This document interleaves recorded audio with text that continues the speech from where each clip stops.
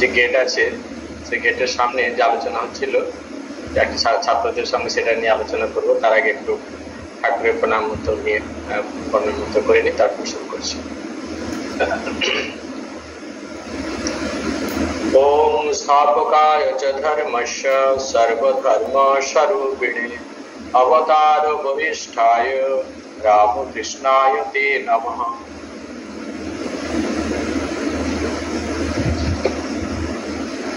তো আজকে আমাদের আশ্রমের গেটের সামনে ঠিক 10টার দিকে দাঁড়িয়ে আছি। এমন সময় 4-5 জন ছেলে ক্লাস 9-এ পড়ে, ওরা যাচ্ছে স্কুল থেকে ব্যাক করছে। আমি জিজ্ঞেস করলাম কি আজকে তোমাদের স্কুল খোলা ছিল? আজকে আমাদের স্কুল খোলা ছিল। কি হলো স্কুলে? এই যোগ নিয়ে আলোচনা হচ্ছিল। তো আমি বললাম কি আলোচনা হলো?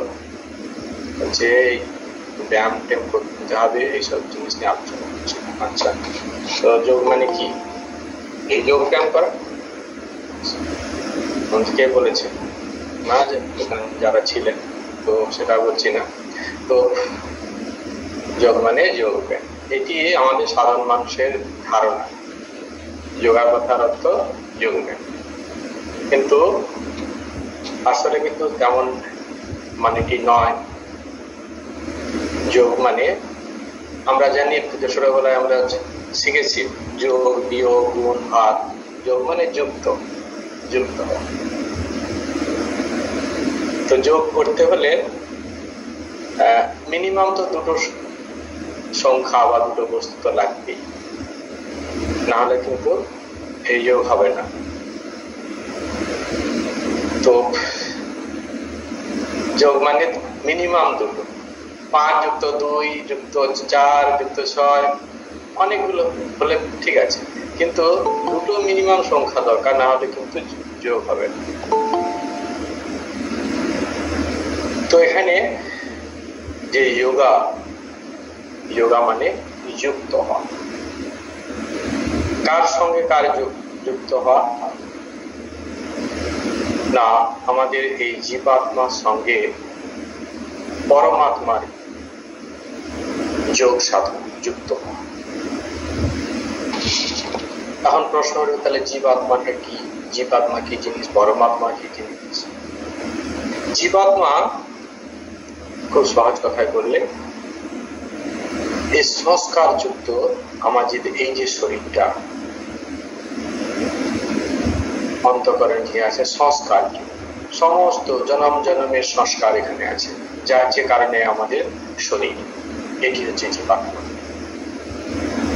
আর পরমাত্মা হলো অন্তঃকরণের সেই জায়গাটি, অন্তঃকরণ যেখানে কি সংস্কার মুক্ত, যেখানে কোনো সংস্কার নেই। একটা জীবের যখন সংস্কার কিছু না থাকে, সাধন বলে সে যখন তার সমস্ত সংস্কারের উপর জয় করে ফেলে, বাসনা শুরু হয়ে যায়, তখনই সেই পরমাত্মার সঙ্গে একাত্মতা প্রাপ্ত হয়। মানে নির্বাসনা যদি হয়ে যেতে পারে, তাহলে কিন্তু সেই বাসনা শূন্য জীবাত্মাই হচ্ছে পরমাত্মা, যেখানে কোন রকম বাসনা নেই। সেটাকে সহজ কথায় আমরা ওটাই বলতে পারি যে পরমাত্মা। ওটাই তো সংসার দশায় এসে আমরা কি করছি? মায়াতে পড়ে গেছি। যে মুহূর্তে আমি জন্ম নিলাম, সঙ্গে সঙ্গে অনেকগুলো মায়ার বন্ধন তৈরি হয়ে গেল। মায়ের পেট থেকে যে মুহূর্তে বেরোলাম, সঙ্গে সঙ্গে কতগুলো, আমি কারো ছেলে, কারো ভাই, কারো কাছে নাতি, বিভিন্ন মানুষের সঙ্গে আমার রিলেশনটা তৈরি হয়ে গেল জন্ম হওয়ার সঙ্গে সঙ্গে। তার আগে কিন্তু আমার কোনো রিলেশন ছিল না, কোনো রিলেশন ছিল না কারোর সঙ্গে, কোনো সম্পর্ক ছিল না, কোনো যোগসূত্র ছিল না। যোগসূত্রটা হলো তখনই যখন আমি জন্ম। এই যে যোগসূত্রটি, এটি কিন্তু যোগটা, এটা ফলস, এর কোনো বাস্তব অস্তিত্ব নেই। আমি যতদিনে সংসার দশায় আছি, ততদিন এদের অস্তিত্ব আছে। তারপর কিন্তু আমি যখন সংসারে নেই, আমার সঙ্গে কোনো রিলেশনও নেই। তাহলে সংসারে থাকার সঙ্গে সঙ্গে এই সম্পর্কগুলি কোথা থেকে চলে এসছে? এই জন্য বলা আছে ফলস আইডেন্টিফিকেশন। আর আমরা নিজেরাও একটা তৈরি করে ফেলি। এটিতে জন্মসূত্রে পাওয়া আমি কারো সন্তান, কারো ভাই, যেমন যেমন কারো বোন, বিভিন্ন রকম সম্পর্ক তৈরি হয়। বয়সের সঙ্গে সঙ্গে আমাদের সম্পর্কটা বাড়তে থাকে। কারো বন্ধু হয়ে গেছি আমি। এইরকম জগৎ সংসারে বিভিন্ন মানুষের সঙ্গে আমাদের যে সম্পর্ক তৈরি হয়েছে এগুলো ফলস। আবার আমি কৃত্রিম ভাবে তৈরি করছি। কিভাবে তৈরি করছি? আমাকে জিজ্ঞাসা করছে তুমি কে? আমি আমার ডিগ্রিটা বলে দিচ্ছি, আমি মাস্টার, আমি ডাক্তার, আমি ইঞ্জিনিয়ার, আমি ব্যারিস্টার। আরে বাবা, এটা তো আমার সঙ্গে জড়িত নয়। আমি কে জিজ্ঞাসা করছি? আমি আমার পড়াশোনা যদি না থাকতো, আমি যদি ইঞ্জিনিয়ারিং না পড়তাম, বিটেক, এমটেক, বিএমএ এগুলো না করতাম, তাহলে আমি কি পরিচয় দিতাম তখন? তাহলে আমার পরিচয়টা সমস্ত চেঞ্জ হয়ে যেত। প্রত্যেক অবস্থায় আমি কি করছি? এই যে বাহ্যিক যেসব জিনিসগুলো আছে সেগুলোর সঙ্গে আমি যুক্ত হয়ে নিজেকে আমি আমার স্বরূপটাকে বলতে চাচ্ছি। কিন্তু বাস্তবে তো তা নয়। বাস্তবে কিন্তু তা নয়। আমার ভেতরে একটি সত্তা আছে, সেটি হচ্ছে আমি। সেই কারণে আমরা বলতে পারি যে যোগ বলতে কি, যে আমার স্বরূপের সঙ্গে যুক্ত হওয়া। জীবাত্মার সঙ্গে পরমাত্মার যোগ, সে তো ঠিক আছে, কিন্তু আমরা আরো ভালো করে বলতে পারি আমার যে নিজস্বতার সঙ্গে যুক্ত হওয়া। সংসার দশায় সে আমার নিজস্বতাটা ভুলে গেছি। আমি যে বাস্তবে কি আমি সেটা ভুলে গেছি। এই ফলস আইডেন্টিফিকেশন গুলো দিনের পর দিন উচ্চারণ করতে করতে পারিবারিক পরিবেশ আমাকে বাধ্য করছে। আমি নিজেও কিছু করেছি, আবার পরিবেশও কিছু আমাকে সাহায্য করছে। জন্মের সঙ্গে সঙ্গে তো পরিবেশ আমাকে সাহায্য করছে। আমি কারো সন্তান হয়ে গেলাম, আমি কারো নাতি হয়ে গেছি, কারো ভাই হয়ে গেছি, সব একের পর এক রিলেশন তৈরি হয়ে গেছে। প্রতিবেশীরা সঙ্গে সঙ্গে আমাকে এরকম, আমার প্রিয়জনরা সবাই আমাকে রিলেশনে বেঁধে ফেলেছে। আর আমিও বয়সের সঙ্গে সঙ্গে বিভিন্ন রিলেশন, ফলস রিলেশন তৈরি করেছি। বাস্তবে এটা কোনোটাই আমি নয়। কিন্তু সেই কারণে আমার যে স্বরূপের সঙ্গে যে যোগ, বাস্তবে আমি যা তার কাছে যাওয়াই সঙ্গে যুক্ত হওয়াই হচ্ছে সেই যোগ। যোগ মানে আমি বলতে পারি বিয়োগ। আর এর মধ্যে থেকে আমি যোগযুক্ত নয়। এই মুহূর্তে আমি অবশ্যই যোগযুক্ত। কার সঙ্গে যোগযুক্ত? আমি এই ফলস আইডেন্টিফিকেশনের সঙ্গে জন্মের সঙ্গে সঙ্গে যে রিলেশনগুলো তৈরি হয়েছে সেগুলোর সঙ্গে যুক্ত হয়ে আছি। এগুলো তো আমার বাস্তব স্বরূপ নয়। বাস্তবে এগুলোর সঙ্গে আমার কোনো অস্তিত্ব নেই। এর টাইমিংস এর জন্য, এর জীবনের জন্য শুধু। এই জীবনটা শেষ হয়ে গেলে এর কোনো অস্তিত্বই। কিন্তু সেই কারণে বলা হচ্ছে একটু ফলস আইডেন্টিটি। আমি যোগযুক্ত হয়ে আছি কিন্তু ফলস জিনিসের সঙ্গে, যেগুলো কোনো বাস্তব অস্তিত্ব নেই। আমি যুক্ত আছি। সেই জন্য বিয়োগী যোগ। কিসের বিয়োগ? না, আমার এই যে ফলস জিনিসগুলোর সঙ্গে আমি নিজেকে কানেক্ট করে রেখেছি, এগুলো থেকে আমি আস্তে আস্তে করে যদি বিচারের দ্বারা নিজেকে মুক্ত করে নিই, তাহলে আমি কিন্তু স্বাভাবিকভাবেই যোগযুক্ত হয়ে যাব। আমাকে আর যোগ করার জন্য আলাদা কিছু চেষ্টা করতে শিখতে হবে না। যে মুহূর্তে আমি বিয়োগ করে দেবো, সঙ্গে সঙ্গে যুক্ত হয়ে গেলাম। অর্থাৎ বিয়োগী যোগ। আমরা বলতে পারি কোন রকম ভুল থাকবে না। বিয়োগ, এই সংসারে যে বন্ধন যেগুলো আমাকে সংসারে বেঁধে ফেলছে, আমার স্বরূপটা জানতে দিচ্ছে না, সেগুলো যেই মুহূর্তে বিয়োগ করে দেবো, সেগুলোর সঙ্গে আমি যুক্ত আছি। এগুলোকে যে মুহূর্তে বিয়োগ করে দেবো জীবন থেকে, আমার চিন্তা থেকে, সঙ্গে সঙ্গে আমি কি হয়ে যাব? আমার স্বরূপের সঙ্গে থাকবো। আর কোনো কিছু নেই। এগুলো নিয়ে আমি বাঁচছিলাম, আমার সবগুলো যেহেতু মাইনাস করে দিচ্ছি, আবার কিছু নেই, যা আছে আমি সেটাই, আর কিছু নেই। সেই কারণে শঙ্করাচার্য কি বলছে, মন বুদ্ধি অহংকার চিন্তানি না, আমি মন নয়, আমি বুদ্ধি নয়, আমি চিত্ত নয়, আমি এগুলো কিছু না, চিদানন্দ রূপ শিবহম শিবহম।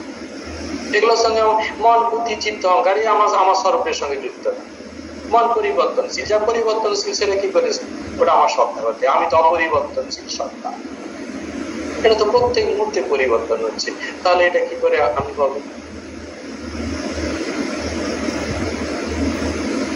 সেই কারণে মন বুদ্ধি এগুলো হচ্ছে যেহেতু পঞ্চভৌতিক পদার্থ দিয়ে তৈরি, এটি পরিবর্তনশীল, সেই কারণে এটি আমি নয়।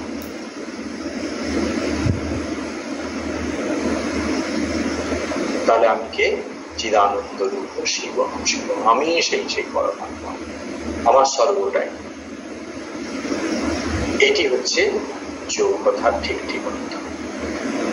তাহলে কি বললাম যে সংস্কার যুক্ত এই যে জীব অন্তঃকরণ যেটা আছে সেটাই হচ্ছে জীবাত্মা, আর সংস্কার মুক্ত যে অন্তঃকরণ সেটাই হচ্ছে পরমাত্মা। আরো সহজ কথা আমরা আরো বলতে পারি যে বাসনা শূন্য জীবাত্মাই হচ্ছে পরমাত্মা। যে জীবাত্মার কোনো বাসনা নেই, সাধন বলে নিজেকে সম্পূর্ণ সংস্কার থেকে মুক্ত করে নিয়েছে, কোন রকম বাসনার ঢেউ উঠছে। পতঞ্জলি যোগসূত্রতে কি বলছে? যোগা চিত্ত বৃত্তি নিরোধ। চিত্তের মধ্যে যে বৃত্তিগুলো উঠছে সেটাকে নিরোধ করা বা স্তব্ধ করা কি হচ্ছে যোগ বলা হয়। আর যোগ আর কোনো কিছু না, চিত্তের মধ্যে যে বৃত্তি উঠছে সেই বৃত্তিগুলোকে কি করা? স্তব্ধ করা।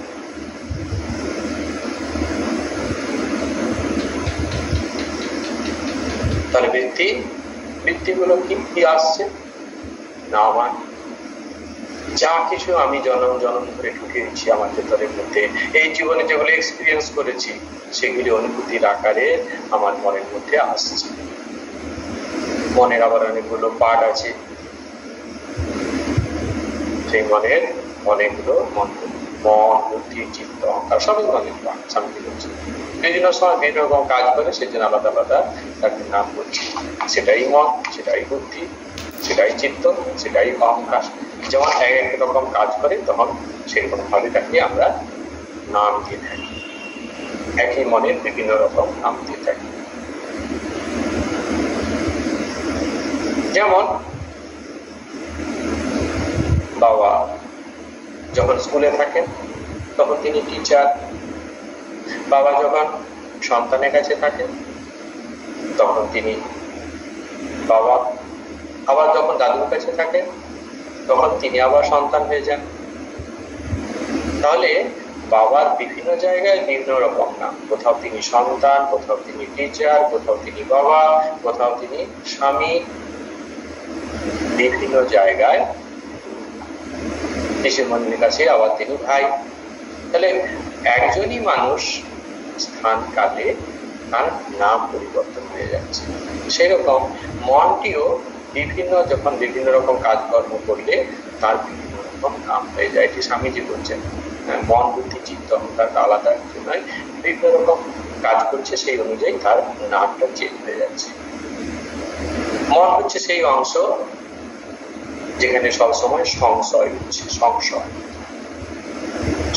মানে কোনো স্থির সিদ্ধান্তে আসতে পারছে না, সংকল্প হয়ে উঠছে, আবার বিকল্প মানে বিপরীত হয়ে গেল। একটা ভাবলো মানে এটাই, আবার কিছুক্ষণ পরে বলো না এটা নয়। একটা ফুল দেখে মনে হলো এটা নীল ফুল, তাও কিছু বলছে না এটা নীল নয়, এটা সবুজ ফুল। আবার কিছুক্ষণ পরে বলছে না এটা নীলই ফুল, আবার কিছু না বলছে না ভুল ভাবলাম এটা সবুজ ফুল। তাহলে নীল সবুজ এটা নিয়ে সবসময় দ্বন্দ্ব চলছে, স্থির সিদ্ধান্তে আসতে পারছে না। অর্থাৎ এটাকে বলা হয় ভালো কথায় সংশয়। সবসময় সংশয় প্রকাশ করছে, কোনটা ঠিক কোনটা ভুল, মানে একবার ঠিক করছে আবার কিছু পরে সিদ্ধান্ত বদলে ফেলছে। এই জন্য মনের একই হচ্ছে পদ। বুদ্ধি হচ্ছে কি? বুদ্ধি হচ্ছে স্থির করে। এই যে আমার মধ্যে দ্বন্দ্ব সৃষ্টি হলো, এটা সবুজ কি নীল, এটা স্থির সিদ্ধান্ত নিচ্ছে কে? এটা নীল কি সবুজ এটা স্থির করছে বুদ্ধি। সেই জন্য বুদ্ধিকে বলা হয় নিশ্চয়াত্মিকা, নিশ্চয় করে দেয়।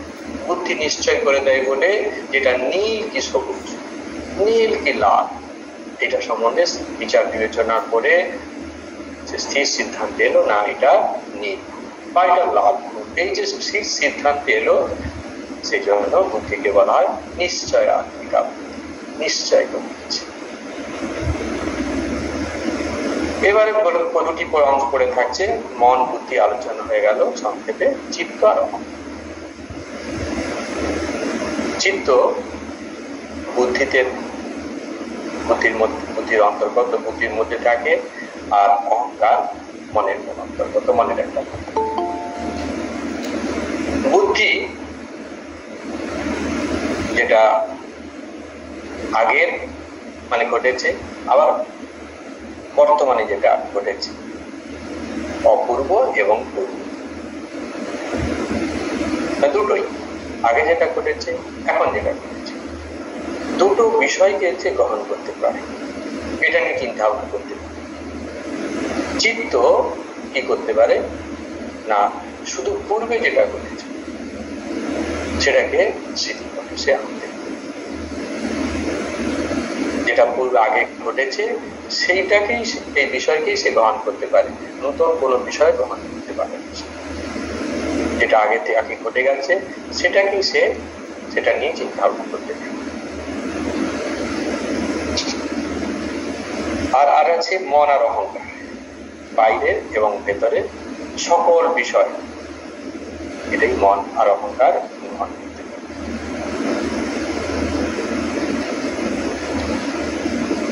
মন চঞ্চল,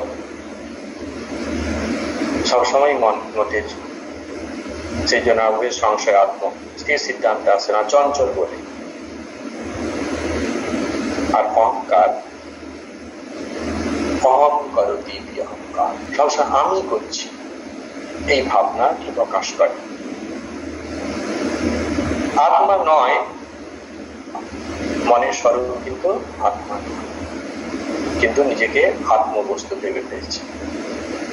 কারণ মনই আত্মা, কিন্তু কেন বলা হচ্ছে যে মনে আত্মা নয়, কারণ এখানে সংস্কার আছে, বৃত্তিগুলো কাজ করছে। যখন বৃত্তি শূন্য মন হয়ে যাবে, যে মনের মধ্যে বৃত্তি ওঠে না, সেই মনই শুদ্ধ মন। ঠাকুর কথা নিতে বলছেন শুদ্ধ মন আর শুদ্ধ আত্মা এক কথা, এক। অর্থাৎ শুদ্ধ মন মানে যার মধ্যে কোন রকম বৃত্তি নেই, বৃত্তি শূন্য। বৃত্তি নেই মানে কি, যে বৃত্তিতে মনের মধ্যে উঠলে কি হয়, মনটিকে চঞ্চল করে তোলে। যে মুহূর্তে বৃত্তি শূন্য, সেই মুহূর্তে মন শান্ত। সেই কারণে আমরা দেখলাম পতঞ্জলি যোগ সূত্রে এসে বলছেন চিত্ত বৃত্তি নিরোধ। এই যে মনের মধ্যে যে বৃত্তি আছে সেটিকে নিরোধ করতে হবে, একবারে শান্ত হয়ে যাবে। মনের মধ্যে ঢেউ খেলছে, সবসময় ঢেউ খেলছে।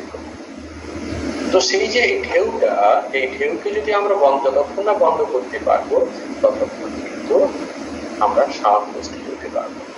আর যে মুহূর্তে আমরা শান্ত হয়ে যাবো, এই বৃত্তিগুলোকে স্থির করতে পারবো, সঙ্গে সঙ্গে কিন্তু আমরা আমাদের স্বরূপের মধ্যে চলে যেতে পারবো, আমাদের উপলব্ধি হয়ে যাবে। দেখো, আলাদা আলাদা করে অনুভূতি হয় না, আমরা ওটাই স্বরূপ, ওটাই। আমরা কোনো বস্তু ঈশ্বর দর্শন মানে আত্ম উপলব্ধি যাই বলি না কেন, যেরকম যে আমরা পেয়ে গেলাম ওটা নতুন বস্তু, সেরকম নয়। আমি ওটা আছি, যেহেতু এই আবর্জনা গুলো পড়ে আছে মনের মধ্যে, যে বৃত্তিগুলো আছে, সেই কারণে আমার আমিকে পেতে দিচ্ছে না, আমার আমির কাছে যেতে দিচ্ছে না। আমার বাড়ি, কিন্তু বাইরে উদ্দেশ্যে চলে গেছিলাম, সেই কারণে লতা পাতা এত ভর্তি হয়ে গেছে, জঙ্গল এমন হয়ে গেছে যে আমার পক্ষে যাওয়া সম্ভব হচ্ছে না, বাড়ির মধ্যে ঢোকা সম্ভব হচ্ছে না। যখন জন্মজুর লাগিয়ে পরিষ্কার পরিচ্ছন্ন করা হলো, তখন আমি ভেতরে আবার চলে গেলাম, দেখলাম যে সমস্ত ঠিক আছে। এই যে সংস্কারের বশে আমরা আমাদের স্বরূপ থেকে বহুদিন চলে গেছি, সেই কারণে কাঁচার বেড়া গিরেছে, কাঁটার বেড়া, বিভিন্ন রকম ঝোঁক ঝাড় তৈরি হয়ে গেছে মনের চারিদিকে, যে কারণে আমার মনের আসল জায়গায় আমাকে পৌঁছতে দিচ্ছে না। আমরা সেই কারণে আমার আমিকে খুঁজে পাচ্ছি না। সেই কারণে মন এত চঞ্চল। আর 5টি জিনিস ধরে মন কি করছে, আনন্দ পেতে চাচ্ছে, যে কারণে মনটি আরো চঞ্চল হয়ে যাচ্ছে। তাহলে অহংকার মানে অহং করতি ইতি অহংকার, আমি করছি এই ভাব, সবসময় আমি করছি এই ভাবটাই হচ্ছে অহংকার। তাহলে যোগ কথার অর্থ আমরা দেখলাম যে চিত্তের মধ্যে বৃত্তি যে হচ্ছে সেটিকে নিরোধ করাই হচ্ছে যোগ। কিন্তু আমাদের সাধারণ মনে এই ধরনের ভাবনাটি নেই, তারা যোগ করতে এই ব্যায়ামকে বুঝছে, এটিকে তারা যোগ বলছে। স্বামীজি বলছেন যে world is a great gymnasium. আমরা যখন যোগ ব্যায়াম করতে চাই, যোগ ব্যায়ামের ব্যায়ামাগারে যাই সেখানে, বা জিমের মধ্যে যাই, সেখানে কি করা, সেখানে জিমের মধ্যে আমরা গিয়ে সেখানে কিছু কসরত করা হয়, তাতে কি হয়, শরীরটা শক্ত সামর্থ্য হয়ে যায়। ঠিক তেমনি ভাবে এই জগৎ সংসারে আমাদের মনের ব্যায়াম হচ্ছে। জগৎ সংসারে বিভিন্ন মানুষের সঙ্গে আমরা যখন পরিচয় হচ্ছে, বিভিন্ন সমস্যার সঙ্গে যখন আমাদের সম্মুখীন হতে হচ্ছে, সঙ্গে সঙ্গে ব্রেনটি বারবার সেই পরিস্থিতি থেকে কাটিয়ে, সেই যে পরিস্থিতি, কঠিন পরিস্থিতি, সেই কঠিন পরিস্থিতি কাটিয়ে স্বাভাবিক অবস্থায় ফিরে আসার চেষ্টা করছে। এই যে বারবার চেষ্টা, এতে করেছে মাইন্ডটি পরিপক্ক হয়ে ওঠে। The mind become master mind. যত সমস্যার মধ্য দিয়ে আমরা যাব, তত আমাদের মধ্যে সমস্যা মধ্যে গেলেই আমাদের মনটি পরিপক্ক হয়ে যাবে। সমস্যা জীবনে যার মধ্যে আসেনি, সে তার মাইন্ড কিন্তু পরিপক্ক মাইন্ড না। একটু কোনো ঘটনা হলেই সে ভেঙে পড়ে। কেন? কখনোই সে ফেস করে। যতই আমরা ফেস করব, যত সমস্যার সম্মুখীন হব, ততই আমরা সমাধানের পথ খুঁজে পাবো। এই জন্যই আমাদের কি করতে হবে, সমস্যা আমাদের জীবনে বন্ধু। ঈশ্বরের এটা ভাবতে হবে, ঈশ্বরের দান আমাদেরকে তৈরি করার জন্য তিনি বারবার আমাদের সমস্যায় ফেলছেন। স্বামীজি বারবার বলছেন যে যেদিন প্রার্থনা করছি ঠাকুরের কাছে, প্রভু আজকে যেন সুন্দরভাবে দিন কাটাতে পারি, কারণ কোনো রকম অসুবিধা যেন না হয়, কোনো বিপদ আপদ যেন না হয়, কোনো সমস্যা যেন না আসে। স্বামীজি বলছেন সেই যেন সেই দিনই যত সমস্যা। এরপরে তিনি লিখছেন, অভিজ্ঞতা বলছেন কি, যে সমস্যায় ফেলে ঠাকুর আমাকে কি করছেন, সমস্যা মুক্ত করে দিচ্ছেন। মনটাকে এত শক্ত করছে, সমস্যাই নয়। প্রবলেমটা কি, একটা সিচুয়েশন যেটাকে আমি অ্যাকসেপ্ট করতে পারছি না, সেটাই আমার কাছে প্রবলেম। যে লিকার খায় তার কাছে ওটা প্রবলেম নয়, কিন্তু যে লিকার খায় না তার কাছে ওটা প্রবলেম। তাই সমস্যা বস্তুর মধ্যে থাকে না, বস্তু কেন্দ্রিক নয়, ব্যক্তি কেন্দ্রিক। যদি লিকারটা প্রবলেম হতো, তাহলে যে মানুষটা লিকার খায় তাকেও প্রবলেম দিত, আর যে খায় না তাকেও প্রবলেম সৃষ্টি করত। কিন্তু যে লিকার খাচ্ছে তার কাছে লিকারটা প্রবলেম নয়, কিন্তু যে খায় না তার ক্ষেত্রে এটা অসহ্য। তাহলে কোথায় যে বৃত্তিগুলো, ভালো বৃত্তি, লিকারটা পেলে আনন্দ পাচ্ছে একজন, আরেকজন কষ্ট পাচ্ছে, দুটোই কিন্তু ব্যক্তির মধ্যে হচ্ছে। বস্তুর মধ্যে কিন্তু ওই মদ নামক বস্তুটি কিন্তু ভালো মানুষের কাছেও, যিনি খান না তার কাছে যেমন অবস্থায় আছে, আর যিনি খাচ্ছেন তার কাছে একই অবস্থায় আছে। তাহলে বৃত্তিটা উঠছে কার কাছে, ব্যক্তির মধ্যে, মানুষগুলোর মধ্যে। একজন হচ্ছে ভালো সুখের অনুভূতি হচ্ছে, আনন্দের অনুভূতি হচ্ছে, আর একজনের মধ্যে বিতৃষ্ণার ভাব হচ্ছে, বিরক্ত হয়ে যাচ্ছে। সেই জন্য আমরা বলো ব্যক্তিকে, সমস্যা হচ্ছে ব্যক্তিকে। একটা সিচুয়েশনকে যখন আমি অ্যাকসেপ্ট করতে পারছি না, আমি মেনে নিতে পারছি না, তখন সেটা আমার কাছে সমস্যা। আর যদি মেনে নিই, ওটা সমস্যা নয়। সেই কারণে তো আমরা যত বহির্জগতের সঙ্গে এইভাবে মিশবো, আর বিভিন্ন রকম প্রবলেম আমাদের জীবনে আসবে, আমরা ততই সেগুলো থেকে ওঠার চেষ্টা করব, আর আমরা আমাদের মনের স্তরটি উত্তরোত্তর ঊর্ধ্বমুখী হয়ে যাবে, ওয়ান স্তর থেকে আস্তে আস্তে ঊর্ধ্বমুখী হয়ে যাবে।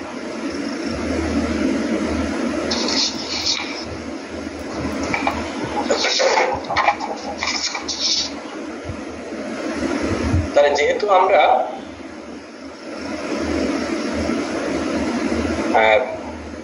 আমাদের ফলস আইডেন্টিফিকেশন করে ফেলেছি, সেই কারণে আমরা আমাদের স্বরূপের সঙ্গে যুক্ত হতে পারছি না। সেই কারণে এগুলিকে অপসারণ করতে পারলেই আমরা যোগযুক্ত হতে পারব। এই যে যোগ করছি, যোগ বলতে আমরা জানি রাজযোগ, কর্মযোগ, ভক্তিযোগ, জ্ঞান যোগ, কত কিছু আমাদের যোগিতাতে অসংখ্য যোগিতা আছে। কিন্তু আমাদের সাধারণ মনে এই যোগ বলতে আমরা কিন্তু রাজযোগই সবসময় বুঝি। পতঞ্জলি যোগ সূত্রে রাজযোগের কথাই ইন্টিগ্রেট করছি। সবগুলোই কিন্তু যোগ।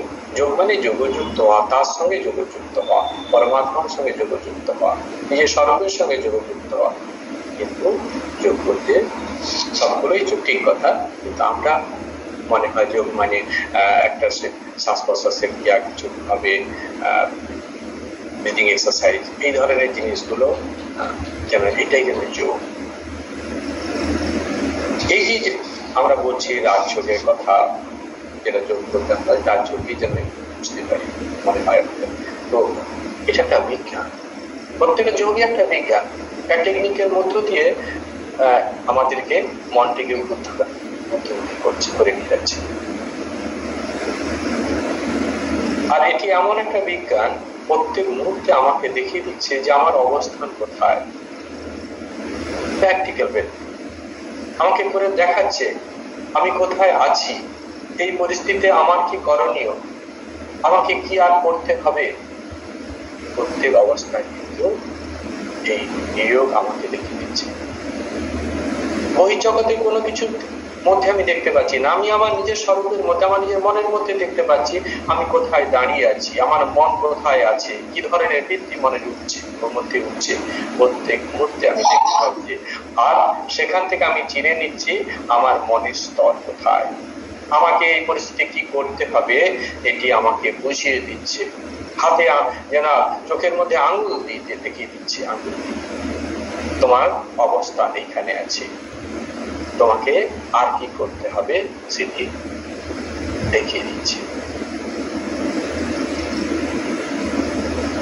আমরা দেখছি উপনিষদের মধ্যে ঋষিরা ধ্যানস্থ হয়েছেন, ধ্যানের গভীরে গিয়ে তারা আধ্যাত্মিক সত্য উপলব্ধি করেছেন এবং সেই সত্যটিকে তারা কি করেছেন, সবার সামনে প্রচার করে গেছেন, জনসম্মুখে সেটি প্রচার করে গেছেন, শিষ্যের মধ্যে প্রচার করেছেন, যাতে সেটি উত্তরোত্তর তার শিষ্য পরম্পরায় চলতে থাকে জগতের কল্যাণের জন্য।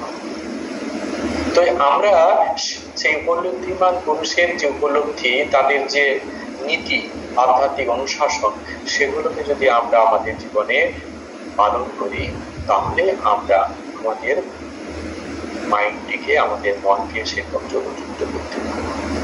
এই যোগ হচ্ছে একটা ডিসিপ্লিন। সব ছোট থেকে আমরা আমাদের মনটাকে বেঁধে রাখিনি, বাবা মা আমাদেরকে রুলসের ব্যারিয়ারে বাঁধতে চেষ্টা করেছেন, জীবনটিকে সুন্দর করে দিতে চেয়েছিলেন, গুরু স্থানীয় ব্যক্তিরা বারবার আমাদেরকে বুঝিয়েছিলেন, আমরা শুনি। সেই কারণে আমাদের পরিণতি, যে যতটুকু শুনেছি তার জীবনটা ততটাই হয়েছে। মাইন্ডে যদি ডিসিপ্লিন না করা হয়, তাহলে জীবনের সমস্যায় করা হবেই হবে। অর্থ ইনকাম করার শিক্ষা এক জিনিস, আর সুস্থ স্বাভাবিক সুন্দর মন তৈরি করা আরেক জিনিস। অর্থ অনেক ইনকাম করতে পারে, কিন্তু সেই মনটি যদি ঠিক বাঁধা না থাকে, মনটি যদি মাস্টার মাইন্ড না হয়, মনটি যদি জ্ঞান প্রদীপ্ত না হয়, তাহলে কি হবে, সেই মনটা কখনো সংসারের ঠিক মতো ভাবে দিন কাটাতে পারবে না, সুস্থ সবল ভাবে দিন কাটাতে পারবে না, সমস্যায় ভরে উঠবে। অনেকে অনেক টাকা ইনকাম করছে, রাত্রিতে ঘুমাতে পারে না, ছটফট করছে, চিন্তা ছটফট করছে, ঘুমের ট্যাবলেট ছাড়া ঘুম ঘুমাতে পারে, স্লিপিং ট্যাবলেট চাই। এটা কি ঠিক ঠিক বাঁচা হলো না ঠিক ঠিক জীবন তৈরি হলো? তাই মাইন্ডটাকে ডিসিপ্লিন করতে হবে। এই যোগা আমাদেরকে কি শেখায়? মাইন্ড কিভাবে ডিসিপ্লিন করতে হয়। মাইন্ডকে যখন ডিসিপ্লিন করতে পারবো, স্বাভাবিকভাবে মন আমাদের কথা শুনবে। মনটিকে সেই কারণে আমাদের ডিসিপ্লিন করতে হবে। এই মাইন্ডটাই হচ্ছে আমাদের মাইন্ডের যে ইনস্ট্রুমেন্ট, মাইন্ড ইজ দ্য গোল। এই মন নামক যন্ত্রটিকে ব্যবহার করেই আমাদের সেই মনের কাছে পৌঁছতে হবে। আমাদের লক্ষ্য কিন্তু মন, সেই শুদ্ধ মনের কাছে আমার যেতে হবে। আমার স্বরূপ, এই স্বরূপের কাছে যাওয়া, স্বরূপের কাছে যাবো, সেই জন্য হচ্ছে আমার মাইন্ড হচ্ছে ইনস্ট্রুমেন্ট। এই মনটিকে ব্যবহার করে তাকে ডিসিপ্লিনের মাধ্যমে যাবতন যোগসূত্র যেমন বলা হয়েছে, সেটি সেই অনুশাসন, যোগ অনুশাসন যখন আমরা পালন করব, করতে করতে মনটি সুন্দরভাবে তৈরি হয়ে যাবে। মনের মধ্যে তৃপ্তি আর তেমন উঠবে না, মন স্বাভাবিকভাবে ঊর্ধ্বমুখী হয়ে যাবে। Mind the instrument, mind is the গোল। আমাদের ফোকাস কিন্তু সেই মনের কাছে। আমাদের অন্তর্মুখী মন করতে হবে, মনকে মনের জায়গায় নিয়ে যেতে হবে। মন তার আসল জায়গা থেকে সরে বহির্জগতের পাঁচটা জিনিসের সঙ্গে নিজেকে যুক্ত করে রেখে অশান্তি ভোগ করছে, কষ্টের মধ্যে আছে। যে মুহূর্তে আমরা মনকে তার নিজস্ব জায়গায় নিয়ে যেতে পারবো, আমাদের এই মন ব্যবহার করে, তখন স্বাভাবিকভাবে মনের শান্তি খুঁজে পাবো। আমরা ওই জগতে পাঁচটা জিনিসের সঙ্গে যে অ্যাটাচ হচ্ছে, তার মূল কারণ হচ্ছে আমরা শান্তি চাই। আমরা যে ওই জগতের সঙ্গে যুক্ত হচ্ছি, নিজেকে কানেক্ট করছি জোর করে, তার মূল উদ্দেশ্য আমরা শান্তি চাই। ওই জগতের বস্তুগুলো কিন্তু পরিবর্তনশীল হওয়ার জন্য কোনোটাই শান্তি দিতে পারেনি। আজ পর্যন্ত আমাকে সেই শান্তি আমাকে কোনো বস্তু দিতে পারেনি। কেন? প্রত্যেকটা বস্তু পরিবর্তনশীল। পরিবর্তনশীল জিনিস আমাকে কি করে সেই পার্মানেন্ট আনন্দ দেবে? তাই কিছুদিন আনন্দ দিয়েছে, তারপর আবার চলে গেছে জীবন থেকে। একমাত্র স্থির জিনিসই আমাকে সেই স্থির আনন্দ দিতে পারে। সেই কারণে যখন আমি আমার স্বরূপের কাছে যেতে চাইবো, আমার নিজস্ব সত্তার মধ্যে আমি যেতে পারবো, তখন আমার আসল পাওয়া হয়ে যাবে। কারণ সেটাই হচ্ছে আনন্দের উৎস স্তর। এখন কথা হলো যে আমরা যে এই যে যোগ ব্যায়াম করছি, তাহলে এটা কি কোনো ভূমিকা নেই? অবশ্যই ভূমিকা আছে। কত যে যোগসূত্র আছে, এগুলো একটা পার্ট। আমার শরীরটি যদি সুন্দর না থাকে, সুস্থ না থাকে, তাহলে আমি কখনোই উচ্চ চিন্তা করতে পারবো না। শরীরে কোথাও একটু ব্যথা হয়েছে, মাথা যন্ত্রণা করছে, পা ব্যথা হয়েছে, অন্য কোনো কিছু হয়েছে, সব সময় মনটি ওখানে চলে আসছে, মন ওখানে বেরোচুপ চলে আসছে। আমি চেষ্টা করলেও যেন বেড়ে উঠছে না। আমরা যে স্তরের মানুষ, আমরা সেখানে ঠিক মতো করে মনটি তুলে আমাদের জায়গাতে রাখতে পারছি না। আমরা যে বিষয়ে চিন্তা করতে চাই সেখানে নিয়ে যেতে পারছি না। বারবার মন কি করছে এই সাধারণ জিনিসের মধ্যে, অর্থাৎ যে বিষয় যেখানে আমার কষ্ট ব্যথা হচ্ছে শরীরের, সেখানে করতে যাচ্ছে। আর যখন আমি এইরকম ব্যায়াম করতে থাকবো, কিছু ব্রিদিং এক্সারসাইজ করতে থাকবো, সবগুলো কি করে আমার মনটিকে একটি সুন্দর শরীরটাকে সুঠাম তৈরি করে, নীরব শরীর তৈরি হবে। সেই নীরব শরীরে আমি কি করতে পারবো? দীর্ঘ সময় ধরে আমি আমার স্বরূপে চিন্তন করতে পারবো। না হলে কি হবে? অল্প সময়ের মধ্যে আমি ক্লান্ত হয়ে পড়বো, আর বেশিক্ষণ বুঝতে পারবো না, এখানে ব্যথা ওখানে ব্যথা ইত্যাদি বিভিন্ন রকম। তাছাড়া শরীরটাকে নীরব রাখার জন্য এই যোগ ব্যায়াম বিরাট ভূমিকা পালন করবে, বিরাট ভূমিকা শরীরটাকে নীরব রাখার জন্য, বিরাট ভূমিকা। আর যখন এটি নীরব হবে, তখন আমি আরো উচ্চ চিন্তা করবো। আগেই বললাম, শরীর একটু যদি শরীরে কষ্ট হয়, তখন আর কোনো কিছু ভালো লাগছে না, মনটা স্বাভাবিকভাবে মানে তখন বিষণ্ণ হয়ে যায়। শরীরের সঙ্গে মনের একবারে খুব রিলেশনটা খুব গভীর। আমাদের যে স্তরের মানুষ, যারা বড় মাপের মানুষ হয়েছেন, যারা মনের উপর, তাদের মনের উপর কন্ট্রোল আলাদা। শরীরে যতই কষ্ট হোক না কেন, তারা মনকে শরীর থেকে সবসময় আলাদা করে রাখে।